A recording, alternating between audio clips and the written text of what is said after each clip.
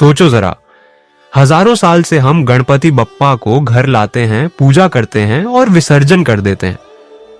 लेकिन क्या तुम जानते हो, अगर विसर्जन वाले दिन बस 5 काम कर लिए जाएं, तो घर में धन की ऐसी बरसात होती है जिसकी गवाही खुद पुराने ग्रंथ और अर्शी देते हैं।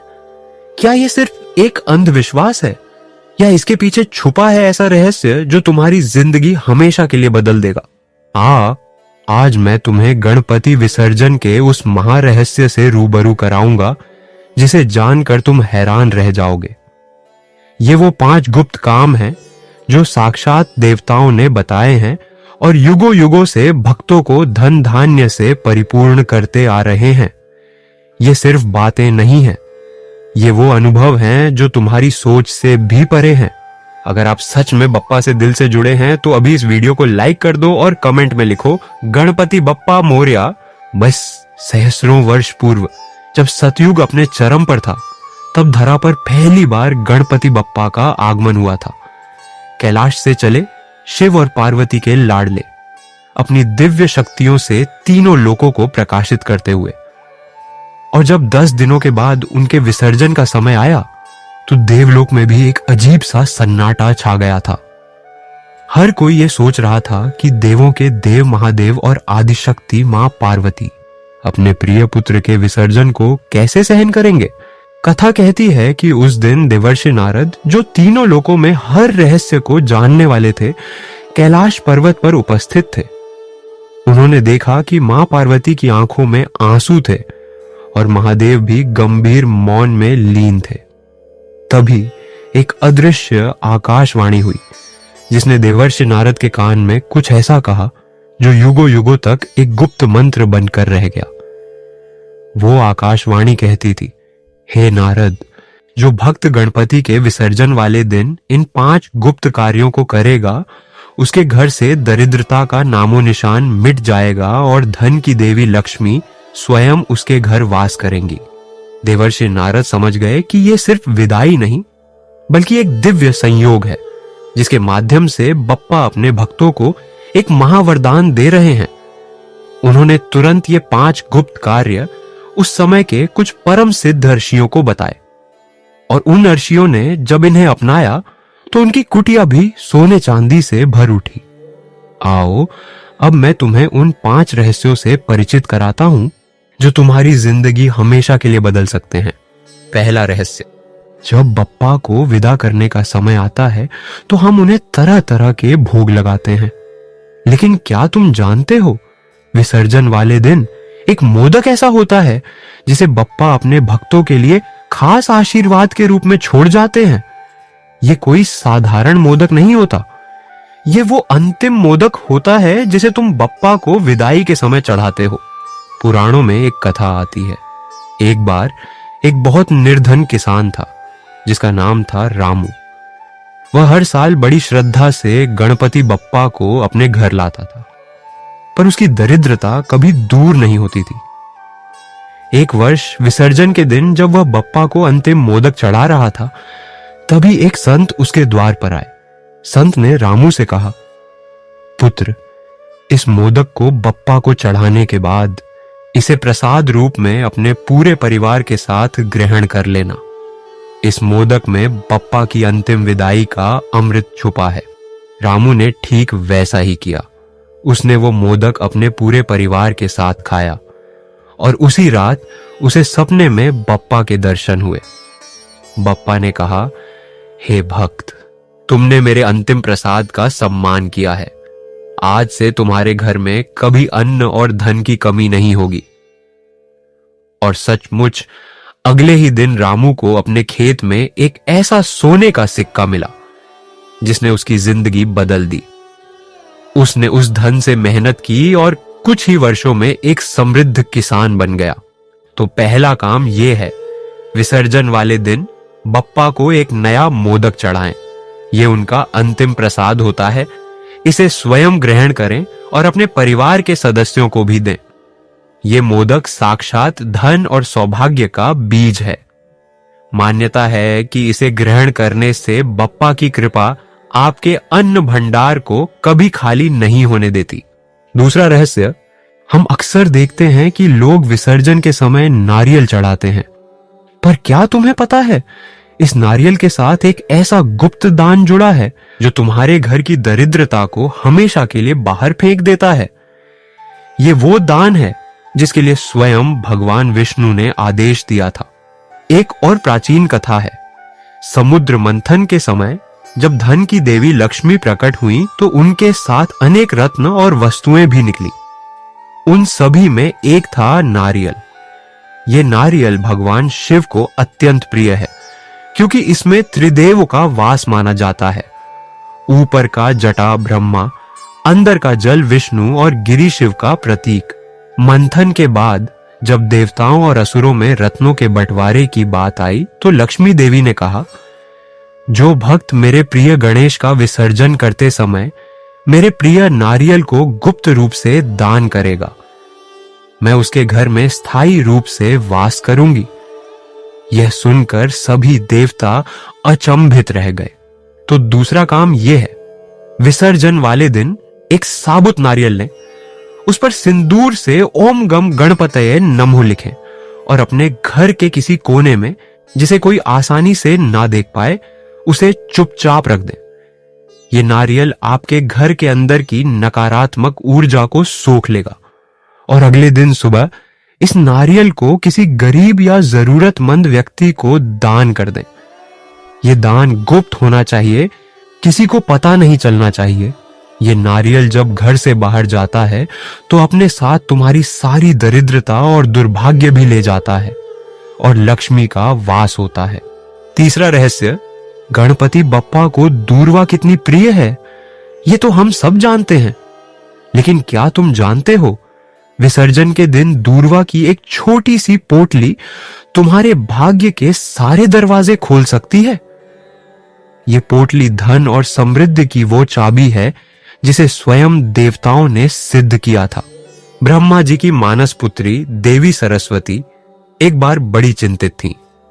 उनके सारे शिष्य विद्या से वंचित थे और उनकी तपस्या सफल नहीं हो रही थी। तब उन्होंने भगवान शिव से इसका कारण पूछा। शिव ने उन्हें बताया कि यह विघ्न गणेश जी की अप्रसन्नता के कारण है। सरस्वती देवी ने शिव से उपाय पूछा। शिव ने कहा, जब गणेश जी का विसर्जन हो तब दूर्वा को एक खास विधि से उपयोग करना। ये दूर्वा गणपति के आशीर्वाद से सिद्ध हो जाती है और सभी विघ्नों को हर लेती है। सरस्वती देवी ने शिव के कहे अनुसार विसर्जन वाले दिन 21 दूर्वा की छोटी पोटली बनाई, उसे अपने घर के मुख्य द्वार पर रखा और गणेश जी का ध्यान किया। और आश्चर्य की बात, अगले ही दिन से उनके शिष्यों को विद्या की प्राप्ति होने लगी और उनके आश्रम में सुख शांति लौट आई। तो तीसरा काम यह है, विसर्जन के समय बप्पा को चढ़ाई गई दूर्वा में से 21 दूर्वा की एक छोटी पोटली बनाएं।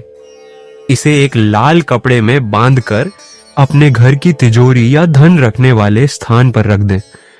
यह दूर्वा साक्षात बप्पा के आशीर्वाद से भरी होती है। इसे गणेश धन पोटली कहते हैं। यह पोटली तुम्हारे धन को आकर्षित करेगी और उसे कभी कम नहीं होने देगी।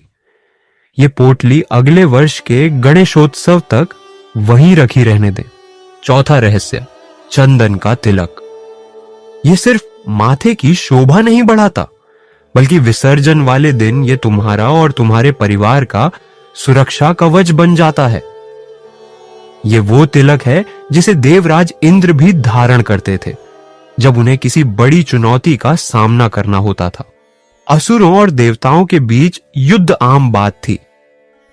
एक बार एक भयंकर युद्ध में देवराज इंद्र की सेना बुरी तरह हार रही थी। सभी देवता निराश हो गए। तब भगवान बृहस्पति ने उन्हें बताया, हे इंद्र, तुम गणेश जी के परम भक्त हो। जब गणेश जी का विसर्जन हो तो उनके चरणों से थोड़ा चंदन लेकर अपने मस्तक पर धारण करना और अपनी सेना के हर योद्धा को भी लगाना। यह चंदन तुम्हारे दुश्मनों को परास्त करेगा और तुम्हें विजय दिलाएगा। इंद्र ने वैसा ही किया। उन्होंने विसर्जन वाले दिन बप्पा के चरणों से चंदन लिया, तिलक लगाया और अपनी सेना को भी लगवाया। और अगले ही दिन उनकी सेना ने अद्भुत पराक्रम दिखाया और असुरों को बुरी तरह परास्त कर दिया। ये चंदन सिर्फ जीत नहीं लाया, बल्कि देवताओं को हर बुरी नजर और नकारात्मक शक्ति से भी बचाया। तो चौथा काम यह है, विसर्जन के समय बप्पा के चरणों में रखा हुआ थोड़ा सा चंदन लें। अगर चंदन उपलब्ध न हो तो बप्पा को चढ़ाए गए सिंदूर का भी उपयोग कर सकते हैं। इसे अपने माथे पर तिलक के रूप में धारण करें और अपने परिवार के सभी सदस्यों को भी लगाएं। ये चंदन या सिंदूर साक्षात बप्पा की दिव्य ऊर्जा से भर जाता है। ये तुम्हें हर बुरी नजर, नकारात्मकता और हर तरह के विघ्न से बचाएगा। ये एक सुरक्षा कवच है जो तुम्हारे घर और परिवार को आने वाले वर्ष में सुरक्षित रखेगा और धन प्राप्ति के मार्ग में आने वाली हर बाधा को दूर करेगा। पांचवां रहस्य, हम अक्सर बप्पा को नदी, समुद्र या तालाब में विसर्जित करते हैं। पर क्या तुम जानते हो, एक ऐसी जगह है जहां बप्पा का विसर्जन तुम्हें सीधे प्रकृति और पृथ्वी मां से जोड़ देता है, जिससे धन और समृद्धि स्वयं तुम्हारे घर की ओर खींची चली आती है। ये वो रहस्य है जो हमें हमारे मूल से जोड़ता है। एक समय की बात है, एक आशी थे जिनका नाम था अगस्त्य। उन्होंने वर्षों तक घोर तपस्या की, पर उन्हें कोई सिद्धि प्राप्त नहीं हुई। वे बड़े निराश हुए। एक दिन एक वन देवता उनके सामने प्रकट हुए और उन्होंने अगस्त्य ऋषि से कहा, हे ऋषि, तुम अपने आराध्य गणेश का विसर्जन प्रकृति की गोद में क्यों नहीं करते?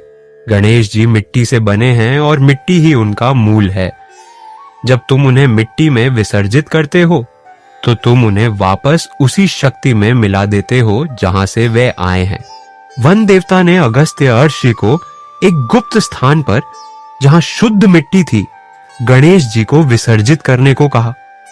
अगस्त्य ऋषि ने वैसा ही किया और जैसे ही उन्होंने बप्पा को मिट्टी में विसर्जित किया, उनकी तपस्या सफल हो गई और उन्हें समस्त वेदों का ज्ञान प्राप्त हो गया।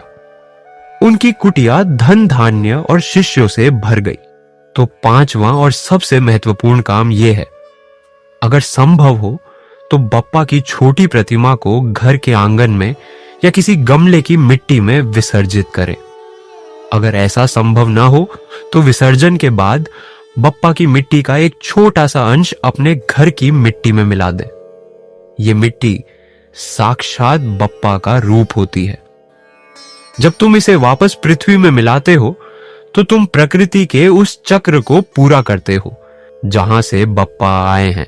ये क्रिया तुम्हारे घर में धन, अन्न और समृद्धि को अनंत काल तक आकर्षित करती है।